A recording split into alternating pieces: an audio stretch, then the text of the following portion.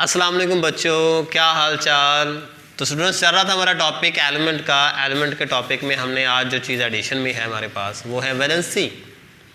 याद रखें, चलिए उससे पहले थोड़ा सा पिछला हम थोड़ा सा रिवाइज कर लेते हैं। हमने पढ़ा जी एलिमेंट क्या होता है, फिर हमने पढ़ा जी कहाँ पाया जाता है, उसके बाद हमने पढ़ा किस हालत में पाया जाता है, और फिर हमने पढ़ा कि एलिमेंट को लिखा कैसे जाता है। ये हमने 4 पॉइंट्स पढ़े हैं जी। पहले क्या पॉइंट्स बना लें, आपको एलिमेंट का टॉपिक याद करना इजी हो जाएगा। काफ़ी लेंथी सा टॉपिक है, देख के बंदे को डर सा लगा रहता है, अच्छा जी इसको कहाँ कहाँ से कैसे याद करें।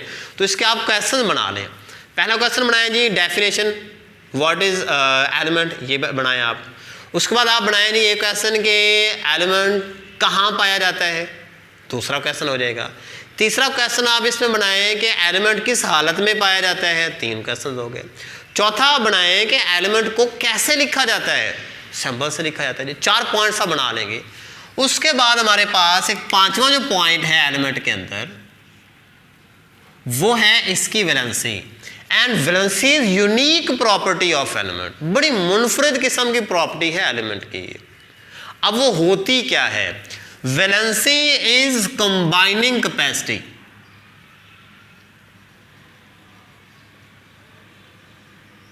Combining capacity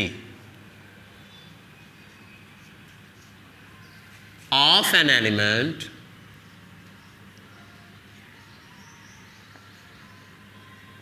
with other element, with other elements।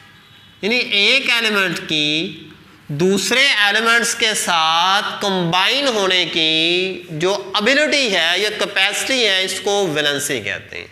For example एक एलिमेंट दूसरे के साथ अटैच हो सकता है, वैलेंसी फर्स्ट के लिए 1 है। 2 के साथ हो सकता है 2 है, 3 के साथ हो सकता है, तो सिंपली आप कह सकते हैं 3 हो सकती है। मतलब कंबाइनिंग कैपेसिटी कि कौन सा एलिमेंट कितना किसी के साथ कंबाइन हो सकता है। This combining capacity is called valency of element. इसको एलिमेंट की वैलेंसी का नाम देते हैं। अब एलिमेंट जब भी किसी के साथ कंबाइन होगा तो स्टूडेंट्स याद रखें, इसका जो बॉन्ड होगा वो 2 तरह का होगा। या तो वो आयोनिक होगा या फिर होगा कोवेलेंट।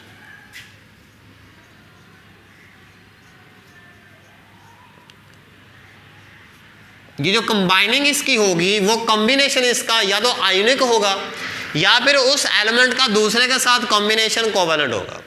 आयोनिक होगा या कोवेलेंट। हमने बात करनी है कि अगर उसका कोवेलेंट लिंकेज है, किसी के साथ कोवेलेंट कंपाउंड बनाया है, तो उसकी वैलेंसी कैसे हम डिटरमिन कर सकते हैं, कैसे फाइंड कर सकते हैं। और अगर उसने बॉन्ड बनाया है आयोनिकली किसी के साथ वो अटैच हुआ है, तो उसकी वैलेंसी हम कैसे डिटरमिन कर सकते हैं, उसकी वैलेंसी हम कैसे फाइंड कर सकते हैं। चलिए पहले बुक में जैसे सीक्वेंस के साथ दिया हम वैसे ही कर लेते हैं। पहले दिया जी हमारे पास कोवेलेंट, तो हम कोवेलेंट की बात कर लेते हैं। तो स्टूडेंट्स याद रखें, किसी भी कोवेलेंट बॉन्ड के अंदर, कोवेलेंट कंपाउंड के अंदर किसी एटम की वैलेंसी उसके साथ लगे हुए हाइड्रोजन एटम्स की तादाद के बराबर होती है। सिंपल कोवेलेंट कंपाउंड हो, सिंपल, बिल्कुल सिंपल, जिसमें किसी के साथ हाइड्रोजन अटैच किया हुआ हो, उसमें वैलेंसी से मुराद number of hydrogen atoms attach to any element. किसी एलिमेंट के एटम के साथ जो हाइड्रोजन के एटम्स होते हैं, उन हाइड्रोजन एटम्स की तादाद को क्या नाम देते हैं? वैलेंसी। मतलब अगर किसी के साथ 1 हाइड्रोजन है तो उसकी वैलेंसी 1, 2 हाइड्रोजन है तो वैलेंसी 2, 3 हाइड्रोजन है तो वैलेंसी क्या होगी उसकी? 3 होगी। जैसे हम यहाँ पे देख लेते हैं जी, HCl की बात करें, यहाँ पे क्लोरीन के साथ 1 हाइड्रोजन है तो वैलेंसी ऑफ क्लोरीन इज 1। बात समझ नहीं आई? क्या है? क्लोरीन के साथ कितने हाइड्रोजन अटैच है? 1 हाइड्रोजन, तो क्लोरीन की वैलेंसी 1 होगी। हमने यही बात की कि एक सिंपल कोवेलेंट कंपाउंड के अंदर किसी भी एटम के साथ जितने हाइड्रोजन के एटम्स हो वो उसकी वैलेंसी होती है। इसके साथ 1 हाइड्रोजन एटम है तो इसकी वैलेंसी 1 होगी। उसके बाद हम बात कर लें एक और कंपाउंड की जी, वाटर। ये भी एक कोवलेंट है। कैसे? इसमें 2 हाइड्रोजन 1 ऑक्सीजन के साथ अटैच होते हैं जी।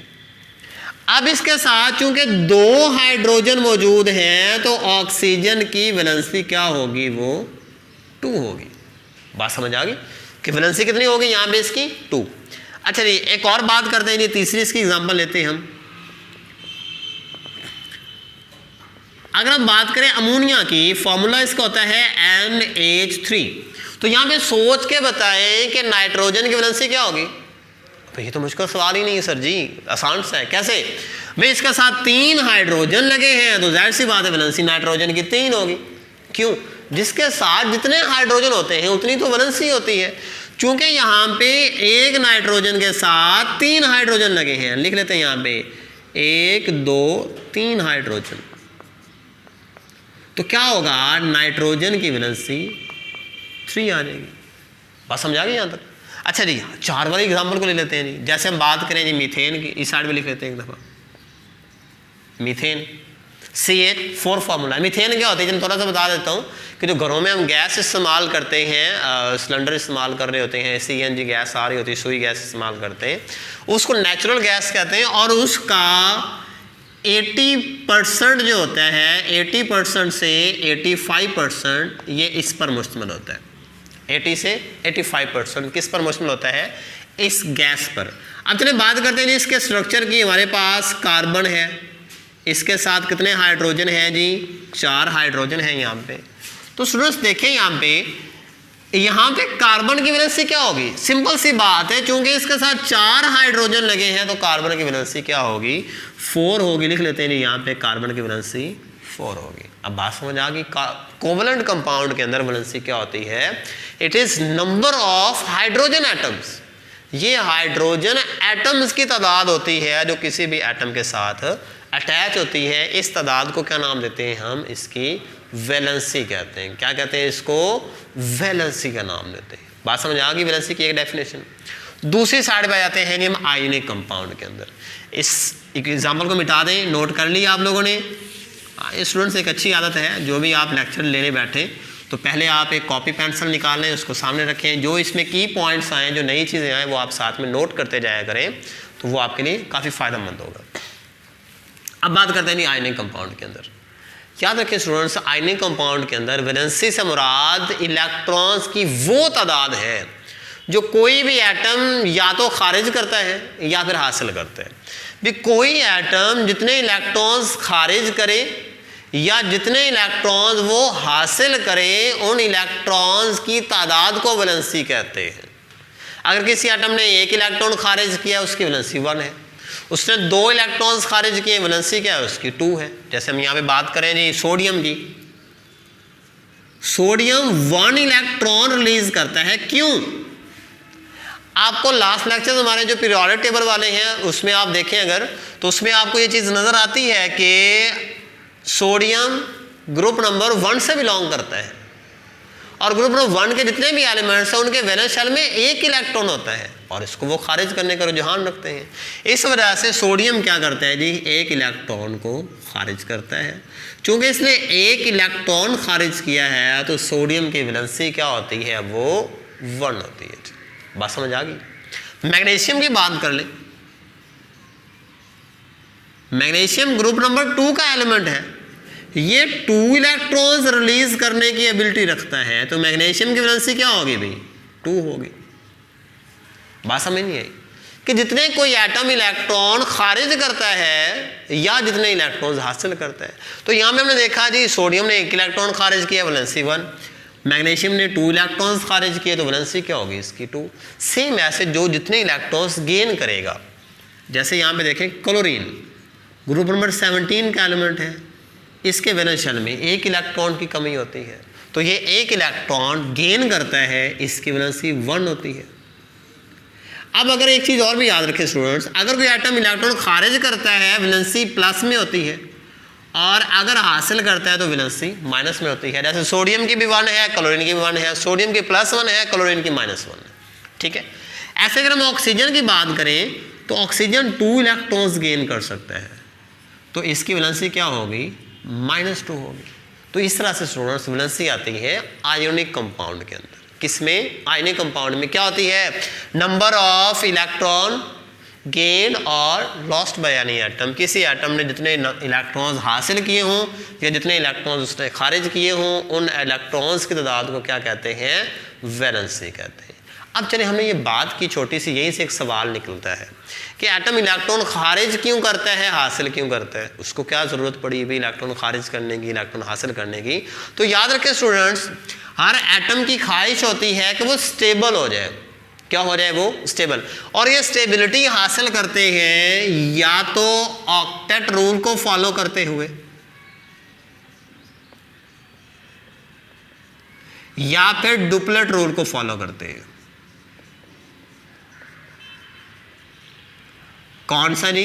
या ऑक्टेट रूल या फिर डुप्लेट। मतलब हर एटम की करीब कोशिश होती है कि वो अपने वैलेंस शेल में या तो 2 इलेक्ट्रॉन्स कर ले, या फिर वो अपने वैलेंस शेल के अंदर, आखिरी शेल के अंदर 8 इलेक्ट्रॉन्स हासिल कर ले। क्या करे भाई? अपने वैलेंस शेल में या तो 2 इलेक्ट्रॉन्स हासिल कर ले या फिर 8। तो किसी एटम का 2 इलेक्ट्रॉन्स हासिल करने का जो रुझान होता है उसे ऑक्टेट रूल कहते हैं, और किसी एटम का 2 इलेक्ट्रॉन्स हासिल करने का जो रुझान है इसको डुप्लेट रूल कहते हैं, और 8 इलेक्ट्रॉन्स गेन करने का जो रुझान है वैलेंस शेल के अंदर इसको ऑक्टेट रूल कहते हैं। क्या कहते हैं इसको? ऑक्टेट।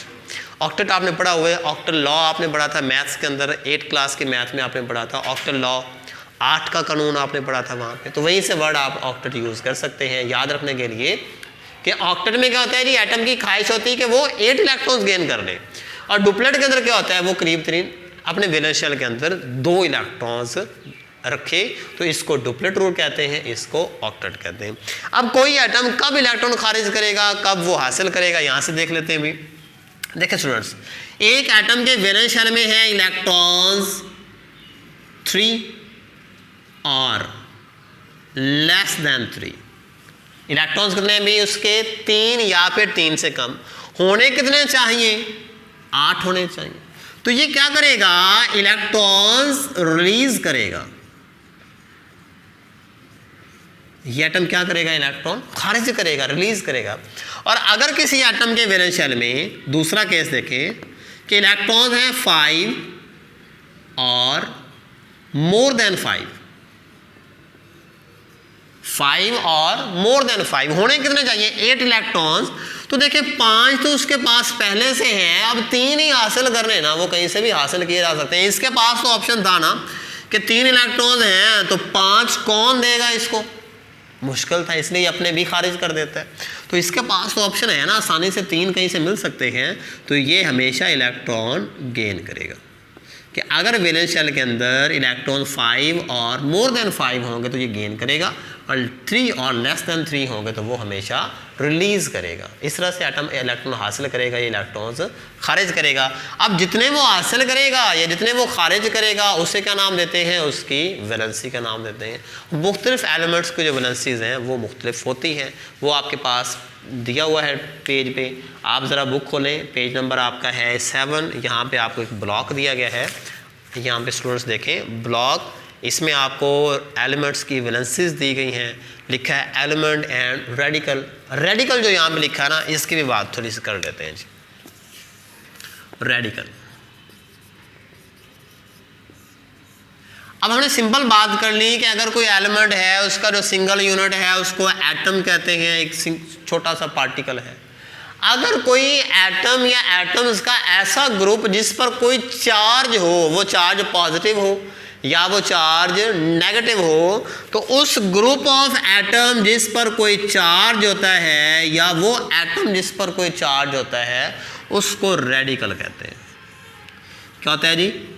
एटम और ग्रुप ऑफ एटम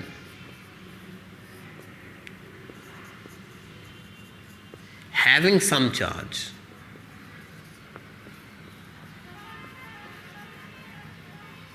इसको क्या नाम देते हैं? is called radical। इसको स्टूडेंट्स आयन भी कहते हैं। आयन, आयन भी वही होता है ना, कोई एटम जिस पर कोई ना कोई चार्ज हो उसको क्या नाम देते हैं हम? आयन का नाम देते हैं। तो रेडिकल क्या है? एटम और एटम्स का ऐसा ग्रुप जिस पर कोई ना कोई चार्ज हो, वो पॉजिटिव हो या फिर वो नेगेटिव चार्ज हो, उसको रेडिकल का नाम देते हैं। तो यहाँ पे स्टूडेंट्स हमारे पास टेबल दिया गया है जिसमें मुख्तलिफ एलिमेंट्स की वैलेंसीज आपको दी गई हैं। वो है sodium, potassium, silver, magnesium, calcium.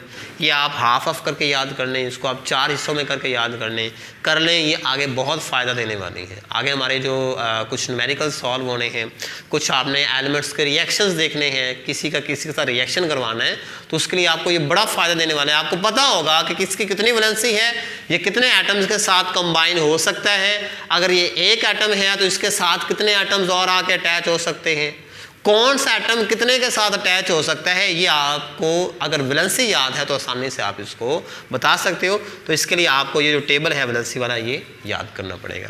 अब स्टूडेंट्स एक चीज़ और छोटी सी याद रखें, एलिमेंट्स की वैलेंसी जो है वो वेरिएबल भी होती है। क्या होती है? वो वेरिएबल भी, मतलब कि वैलेंसी जो एलिमेंट की है ये चेंज भी हो सकती है। इसको यहाँ पे लिख लेते हैं जी हम, एलिमेंट की वैलेंसी वेरिएबल भी हो सकती है। डिपेंड करता है कि वो आगे जिसके साथ रिएक्ट कर रहा है वो क्या चीज है। और ये है चंद एक केसेस में, स्पेशल केसेस में ऐसा है, हर एलिमेंट की वैलेंसी वेरिएबल नहीं है। ये सिर्फ और सिर्फ जो हमारे पास यहाँ पे बुक में दिया गया है, वो जो आयरन है जिसको हम फेरियम कहते हैं या फेरस भी कहते हैं इसको, फेरस, इसकी जो वैलेंसी है ये वेरिएबल है, डिपेंड करता है कंपाउंड पे। जैसे हमारे पास यहाँ पे दी गई है एग्जांपल, अगर हम बात करें फेरस सल्फेट की, फेरस सल्फेट यहाँ पे हम लिख लेते हैं जी FeSO4, किसकी बात करें जी? फेरस सल्फेट की। और इसमें अगर हम देखें इस फेरस सल्फेट के अंदर, तो जो आयरन है इसकी वैलेंसी यहाँ पे 2 है। इस केस में यहाँ पे आयरन की वैलेंसी क्या है? 2 है। और अगर फेरस सल्फेट हो,